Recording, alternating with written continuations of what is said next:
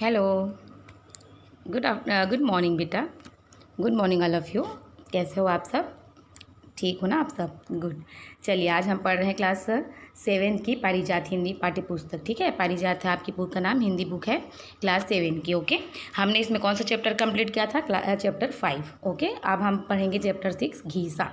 घीसा क्या है? एक बच्चे का नाम है। ओके, चलिए पाठ का उद्देश्य पढ़ते हैं। गुरु सम्मान, आदर्श विद्यार्थी और निस्वार्थ सेवा। पाठ का उद्देश्य क्या है जो लिखा गया है उसका?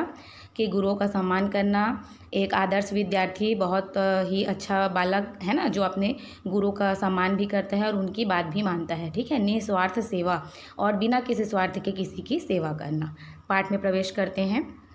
किसी भी अध्यापक के लिए कक्षा के सभी विद्यार्थी समान होते हैं, किंतु अपने अवकाश का सदुपयोग निर्धन बच्चों को पढ़ाकर करने वाली महादेवी जी के लिए अपने सभी शिष्यों में घीसा विशेष और अविस्मरणीय हो गया, क्योंकि यह सभी बच्चों में होशियार, परिश्रमी तथा आज्ञाकारी था। उसके लिए गुरु सेवा, गुरु आज्ञा तथा गुरु वचन अत्यंत महत्वपूर्ण थे। ज्वरग्रस्त होने पर भी जहाँ सांप्रदायिक दंगों से गुरु को बचाना वह अपना फर्ज समझता था, गुरु को जाते समय भेंट में तरबूज देकर उसने अपने गुरु साहब को अचंभित और भाव विभोर भी किया तथा वर्तमान छात्र वर्ग को भी गुरु सम्मान का अनोखा पाठ पढ़ाया। ठीक है, पाठ का उद्देश्य क्या कह रहा है कि किसी भी अध्यापक के लिए है ना, हम लोग जो टीचर होते हैं उनके लिए क्या है, सभी विद्यार्थी जो है समान होते हैं, किंतु अपने अवकाश का सदुपयोग निर्धन बच्चों को पढ़ाकर करने वाली महादेवी जी के लिए अपने शिष्यों में घीसा एक विशेष और अविस्मरणीय हो गया। ठीक है, क्योंकि वो कैसा था? सभी बच्चों में होशियार था, परिश्रमी था, आज्ञाकारी था, गुरु की सेवा करने वाला, गुरु की आज्ञा मानने वाला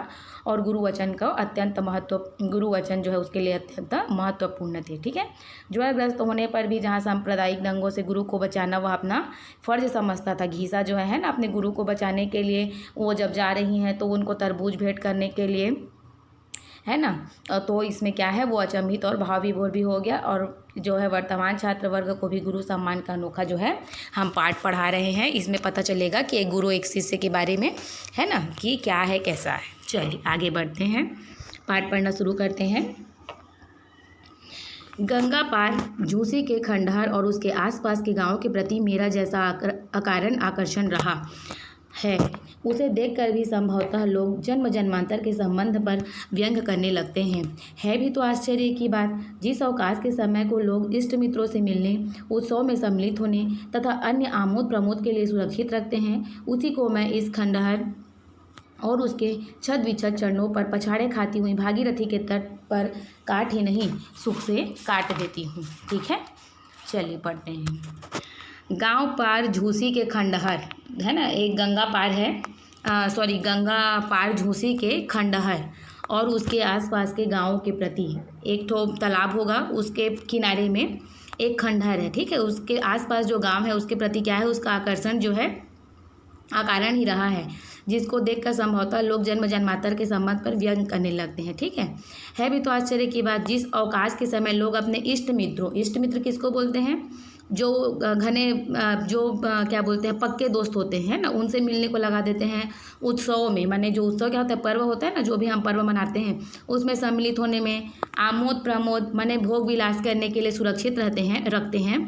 उसको वो क्या कर रही है कि खंडहर है जिसमें उसके छत विक्षत घायल है, जिस तो है ना, पछाड़े खाती हुई भागीरथ के तट पर काट ही नहीं, उस जगह पे वो अपना जो है भागीरथी के तट पर, गंगा जो है उसके तट पर जो है काट ही नहीं रही है, बल्कि जो है सुख से काट देती है। ठीक है, और ये गंगा पार जो है वो तालाब नहीं है, वो क्या है, नदी है। ठीक है, मैंने आपको पहले में क्या बोल दिया था, गंगा पार झूसी के, मैंने ये बोला था कि एक तालाब होगा करके, है ना, ये तालाब नहीं है, भागीरथी वही गंगा नदी है ना, जो गंगा नदी को हम जानते हैं, जिस गंगा नदी को हम जानते हैं। ठीक है, चलिए नेक्स्ट आगे बढ़ें।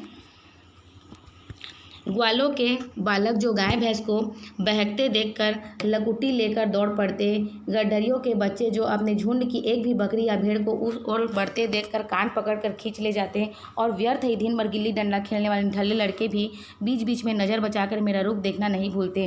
कह नहीं सकती कब और कैसे मुझे उन बालकों को कुछ सिखाने का ध्यान आया। ठीक है, ग्वालों के बालक जो गाय चराने वाले होते हैं उनके बच्चे, ठीक है, जो गाय भैंस को बहकते देखकर लकुटी लेकर दौड़ते हैं, माने इधर उधर जाते देखते हैं ना, जब अपने सीधे रास्ते में नहीं चलते गाय भैंस, तो उसको क्या करते हैं, लकुटी लकड़ी लेकर जो है क्या करते हैं, दौड़ने मारने के लिए दौड़ने लगते हैं। ठीक है, गद्दरियों के बच्चे जो अपने झुंड की एक भी बकरी या भेड़ को, है ना, झुंड में बकरी और भेड़ भी रहता है, उसको भी देखते हैं जब बच्चे जो है इधर उधर भागते हैं तो कान पकड़कर उसको खींच के ले आते हैं, ठीक है। और व्यर्थ ही दिन भर गिल्ली डंडा खेलने वाले और बेकार में ही दिन भर जो है गिल्ली डंडा खेलते रहते हैं बच्चे।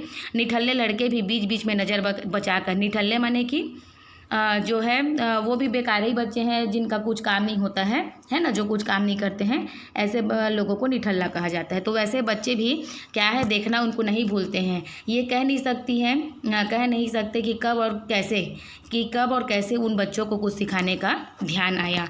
मेरे विद्यार्थी पीपल पेड़ के घनी छाया में मेरे चारों ओर एकत्र हो गए और वे जिज्ञासु कैसे थे सो क्या बताऊं। कुछ कानों में बालियां और हाथों में कड़े पहने, धुले कुर्ते और ऊंची धोती में, कुछ अपने बड़े भाई का पांव तक लंबा कुर्ता पहने खेत में डराने के लिए खड़े किए हुए नकली आदमी का स्मरण दिलाते थे। कुछ उभरी पसलियों, बड़े पेट और टेढ़ी दुर्लभ टांगों के कारण अनुमान से ही मनुष्य संतान की परिभाषा में आ सकते थे, पर घीसा उनमें अकेला ही रहा, ठीक है। उनके विद्यार्थी कैसे थे? पीपल के पेड़ की घनी छाया में मेरे चारों ओर एकत्र हो गए वो विद्यार्थी हैं। और वे कैसे जिज्ञासु थे? जिज्ञासु मीन्स क्या होता है? जानने के लिए इच्छुक, किसी भी चीज़ को, है ना, जानने की इच्छा रखने वाला, उसको जिज्ञासु बोलते हैं। वे कैसे थे उसको मैं क्या बताऊं बोल रही है। कई तो कान में बालियाँ पहने थे, तो कई हाथ में कड़े पहने हुए थे, कई धुले हुए कुर्ते पहने थे, तो कोई ऊंची धोती पहना हुआ था, कई क्या थे, अपने भाई के जो है उसको पहन के आ गए थे, बड़ा सा लंबा कुर्ता जो पाँव तक जाता था, ठीक है। जिसको देखने से कैसा स्मरण दिलाता था वो, कि जो खेत में जो पक्षी लोग आके खाएं मत उसको करके एक काग भगोड़ा खड़ा किए रहते हैं ना आदमी, नकली आदमी, उसका स्मरण दिलाते थे, ठीक है। कुछ उभरी पसलियाँ, कुछ बड़े पेट वाले, टेढ़ी दुर्लभ टांगों के कारण अनुमान से ही मनुष्य संतान की परिभाषा में आ सकते थे, ठीक है। पर जो है घीसा जो था वो क्या था, उनमें से एक अकेला ही था। ओके, चलिए। पढ़ने, उसे सबसे पहले समझने, उसे व्यवहार के समय स्मरण रखने, पुस्तक में एक भी धब्बा न लगाने, स्लेट को चमचमाती रखने और अपने छोटे से छोटे काम का उत्तरदायित्व तो बड़ी गंभीरता से निभाने में उसके समान कोई चतुर न था। ये घीसा के बारे में बता रहे हैं कि पढ़ने, ठीक है, पढ़ने में सबसे पहले उसको समझने में, उसे व्यवहार के समय स्मरण रखने में, पुस्तक में एक भी धब्बा ना लग पाए उसको उस तरीके से मोड़ता था, स्लेट चमचमाती रखता था, है ना। और छोटा सा छोटा काम जो है अपनी उत्तरदायित्व, यानी कि अब जो है उत्तरदायित्व मीन्स क्या होता है, जिम्मेदारी होता है, ठीक है। तो जो भी छोटा सा छोटा जिम्मेदारी था उसको बड़ी गंभीरता से निभाने में उसके समान कोई भी चतुर नहीं था। किसके समान? घीसा के समान। ओके।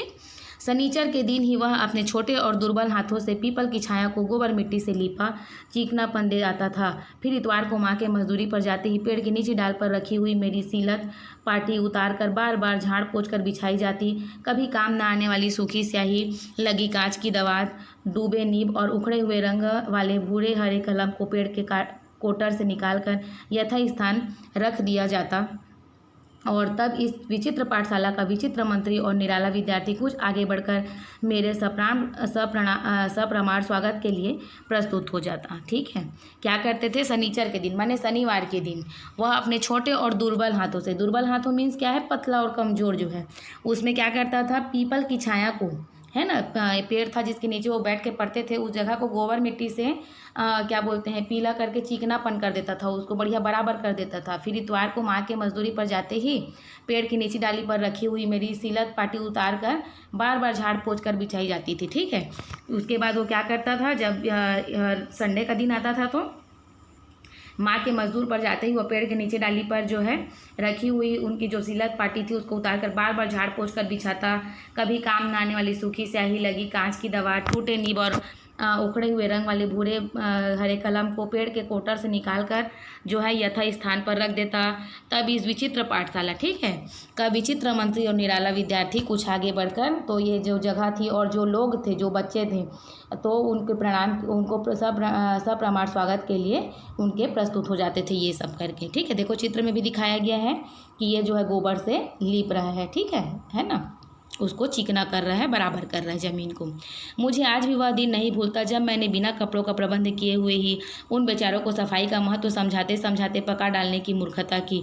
दूसरे इतवार को दूसरे इतवार को सब जैसे के तैसे ही सामने थे। केवल कुछ गंगा जी में मुंह इसलिए धो आए थे कि मैल अनेक के रेखाओं में विभक्त हो गया था। कुछ के हाथ पांव ऐसे घिसे थे कि शेष मलिन शरीर के साथ वे अलग जोड़े हुए से लगते थे, पर घिसा गायब था। मुझे आज भी वह दिन नहीं भूलता। टीचर बताती है कि मुझे आज भी वो दिन नहीं भूल रही हूँ जब मैंने बिना कपड़ों का प्रबंध किए हुए ही उन सबको क्या चीज़ का, सफाई का महत्व समझाया था। ठीक है, और इतना समझाया था कि उनको मैंने पका डाला था।